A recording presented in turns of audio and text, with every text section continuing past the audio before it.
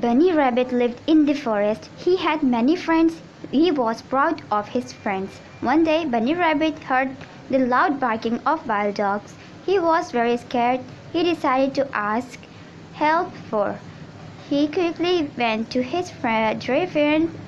He said, "Dear friend, some wild dogs are chasing me. Can you chase them away with your sharp antlers?"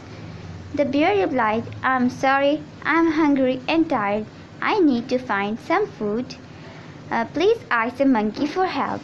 Poor Bunny went to the monkey, the elephant, the goat, and his other friends. Bunny felt sad that nobody was ready to help him. He understood that he had to think of a way out by himself. He hid under a bush. He lay very still. The wild dogs did not find the bunny. They went chasing other animals. Bunny Rabbit learned that he had to learn to survive by himself, not depending on his unhelpful friends.